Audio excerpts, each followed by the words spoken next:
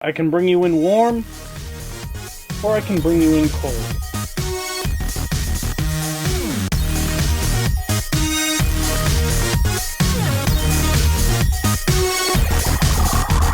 Hello ladies and gentlemen, my name is Smiley, and today I'm very excited because I am looking super fly. No, I'm kidding. Today I'm very excited to be talking with you guys about The Mandalorian, which is fucking awesome. So The Mandalorian is the launch show for Disney Plus, unless you count High School Musical, the series, which is the actual title, that I have not seen. I have no intention of watching it, and I have no intention of doing a video on it, so I just thought I'd throw that out there. The Mandalorian, though, holy shit, this is a good goddamn show. This show gave me some serious Firefly vibes. Like, from the costumes, to the ship design, to even some of the things that the characters would say, it really felt like I was watching, like, a Star Wars version of Firefly, which was fucking awesome, because I love Firefly, and it was too goddamn short. So The Mandalorian centers around a Mandalorian who goes from planet to planet, job to job, just hunting people down until he comes across this adorable little munchkin, and then he has to protect the munchkin, which might sound like a Western storyline, and that's because this show is deeply rooted in Westerns. Like, episode to episode, it always feels like a Western show that just happens to take place in the Star Wars universe.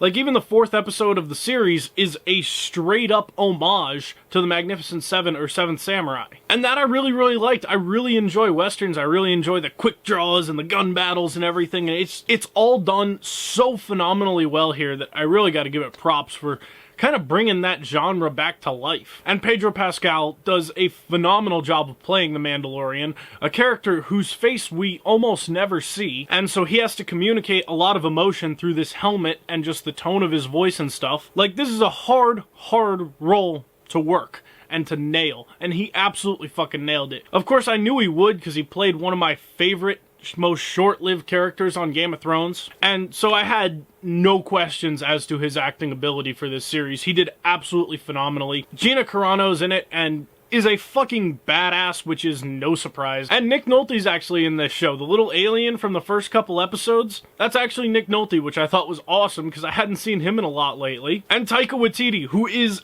absolutely phenomenal. I fucking love Taika Waititi. I have not done a review on Jojo Rabbit yet, but it is coming. And Taika even gets to direct the last episode of the season, which was phenomenal. Although there are going to be no spoilers here, I will say Giancarlo Esposito, whose name I really hope I'm pronouncing correctly, he plays a character who I will not name, because, again, no spoilers, but he is such a goddamn perfect actor that I really hope we get to see more of him in Season 2, like, a lot more. Like, I want half of each episode to be taken up by him, because I really like Giancarlo Esposito. He's a phenomenal actor. He did a phenomenal job in Breaking Bad playing Gus Fring, and he brings a lot of that swagger over here to this role, too, which I think is absolutely excellent. The action in this series is top-notch. It's beautifully directed, beautifully shot, and the special effects are, of course, phenomenal. It's a Star Wars project, so that's no surprise there. There's a lot of practical effects here, which was really exciting, because I do love a good practical effect. And it was phenomenal seeing Jon Favreau and company take full use of those. Like, I mean, ship models, miniatures, everything. Everything that they could possibly do practical, they did. I don't really feel like this is a spoiler. I want to talk about one of my favorite scenes of the season so far, and that was just the 2 scout troopers just talking to each other back and forth. I really enjoyed that. And do you know why? I never felt like the original trilogy explained that the stormtroopers were just kind of people. People who just happened to sign up and, you know, yeah, they signed up to be in the army. They didn't know they were being a dickhead army. And yes, one of those scout troopers in that scene is a dickhead. But I love this sequence of back and forth between these 2 scout troopers. It was just a very entertaining, very well done sequence. It was very funny. I just really enjoyed seeing that these faceless troopers are actually people underneath too. That was really cool thing. And the lore in this season is absolutely amazing. If you are a huge fan of Star Wars, you're going to love The Mandalorian because there's just so much lore from like Clone Wars and Rebels and all kinds of little things here and there.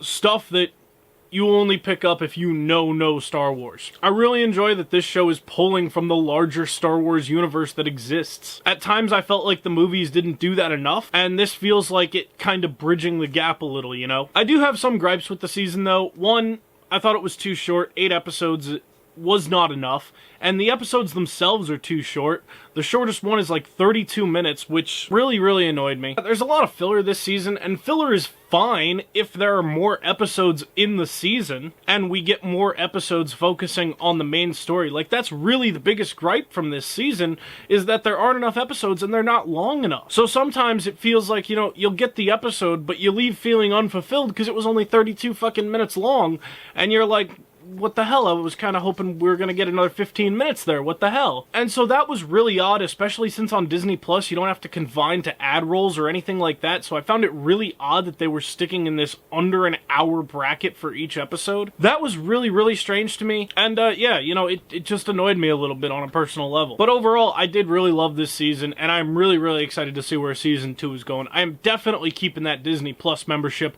and that's not just because I signed up for 3 years at once. So without further ado, I'm going to go ahead and give The Mandalorian an incredible 9 out of 10. 9 out of 10, because it is an incredible series with just a few flaws, and those can be fixed in Season 2. Oh, and for those of you wondering where I got this helmet right here, this is from a company called Galactac, who makes a whole bunch of armor like this.